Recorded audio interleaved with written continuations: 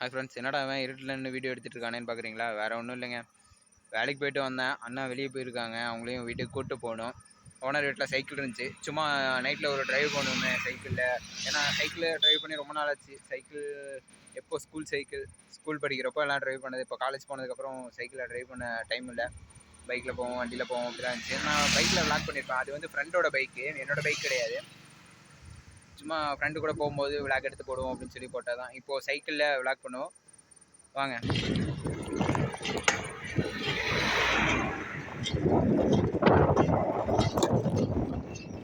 என்னடா ஒரே இருட்டாக இருக்குன்னு பார்க்குறீங்களா?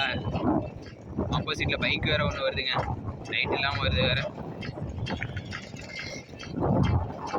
நானே இருட்டில் தான் போய்ட்டுருக்கேன். நைட்டில் சைக்கிளில் ட்ரைவ் பண்ணும்போது எப்போவுமே ஒரு லைட் ஒன்று வச்சுக்கோங்க. முன்னாடி flash light, at least mobile flash லைட்டாவது ஆன் பண்ணி வச்சுக்கோங்க. சைக்கிளுக்கு பின்னாடி ரிஃப்ளெக்டிங் ஸ்டிக்கர் ஒன்று ஒட்டிக்கோங்க. ஏன்னா பின்னாடி இருந்து வரவங்களுக்கு முன்னாடி சைக்கிள் போகுது அப்படின்றது தெரியணும்.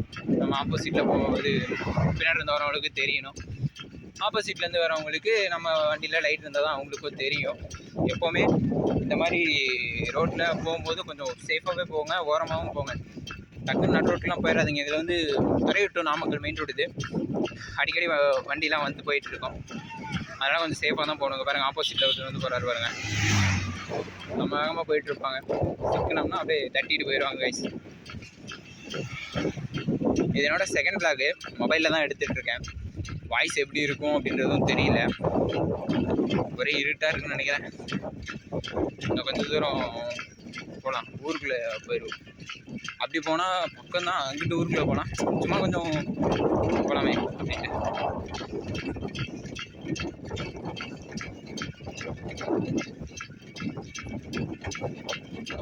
இங்கே ஒரு ஹோட்டல் இருக்குது.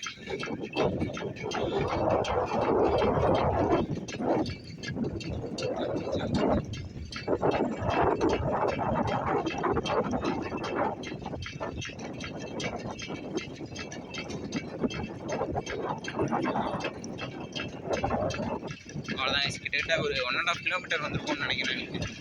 ஆனால் அதுக்குள்ள 1.5 கிலோமீட்டர் வந்துட்டியா அப்படின்னு நினைக்கிறேன். எனக்கு தெரிஞ்சு 1 கிலோமீட்டர் வந்துருக்கும்னு நினைக்கிறேன்.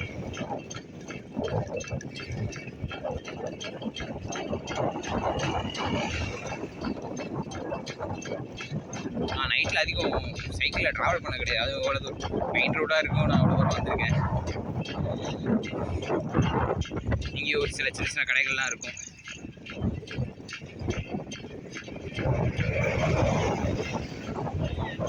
இது பஸ் ஸ்டாப். இங்கே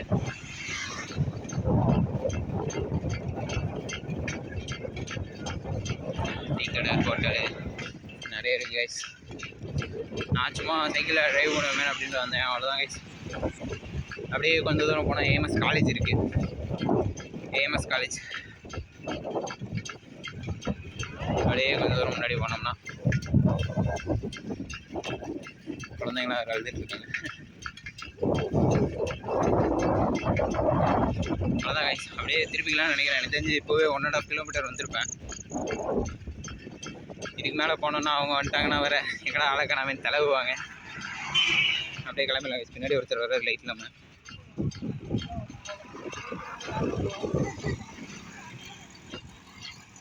சைக்கிளில் வேறு பிரேக் இல்லை கைஸ். இந்த பிரச்சனை வேறு இருக்குது இதில். அவ்வளோதான். அப்படியே வண்டி திருப்பிடலான்ட்டுருங்க. ஒரு 1.5 கிலோமீட்டர்ஸ் போக வேண்டியது இருக்குது இந்த பக்கம். சும்மா ரைட் பண்ணலாமேன்னு வந்தேன், வேறு ஒன்றும் இல்லை. சைக்கிள் ஓட்டி ரொம்ப நாள் ஆச்சா, அதான் அப்படியே ஓட்டி பார்க்கலான்னு. நீங்கள் சைக்கிள் எடுக்கும்போது சைக்கிளில் காற்று இருக்கானு, பிரேக் இருக்குது, பெல் இருக்கான்னு பார்த்துக்கோங்க. ஏன்னா இந்த சைக்கிளில் காற்றும் இல்லை, பெல்லும் இல்லை, பிரேக்கும் இல்லை. காற்று கம்மியாக தான் இருக்குது. ஏன்னா சின்ன பசங்க தானே ஓட்டுறாங்க, அதனால் பெருசாக அந்தளவுக்கு காற்று அடிக்காமல் விட்டாங்க. சைக்கிளில் பிரேக் இல்லை. எப்படி தான் ஓட்டுறானுங்களோ தெரில பசங்க. நேற்று நைட்டு அப்படி தான் போயிருப்பாங்களாட்டு கைஸ். வீட்டிலேருந்து அவனும் நைட்டு தான் போயிருப்பாங்களாட்டுக்கு. பாம்பு, பெரிய பாம்பு மேலே ஏற்றிட்டானுங்க. ஃபஸ்ட் டைம் ப்ளாக் பண்ணுறனால எல்லோரும் நம்மளே குறுன்னு பார்க்குறாங்க. என்னடா அவன் பாட்டு பேசிகிட்டே போயிட்டுருக்கானே அப்படின்னு. இங்கே பாருங்கள், அண்ணா குறுக்க வந்துட்டார். நம்ம சைக்கிளில் பிரேக் இல்லை, பெல் இல்லை. பிரேக்கும் பெல்லும் இல்லைனாலே அவ்வளோதான் கைஸ். கார் குறுக்க வந்தால் மேலே தான் போய் இடிக்கணும். அப்படின்னா கால் தான் பிரேக்கே, போட்டு செருப்பை தேய்க்க வேண்டியதான்.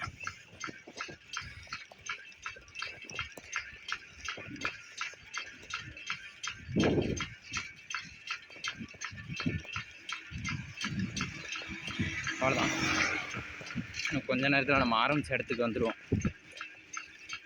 இந்த க்ரீன் கலர் லைட்டு இதுங்களா, அதான் அந்த ஹோட்டல் காமிச்சல்ல.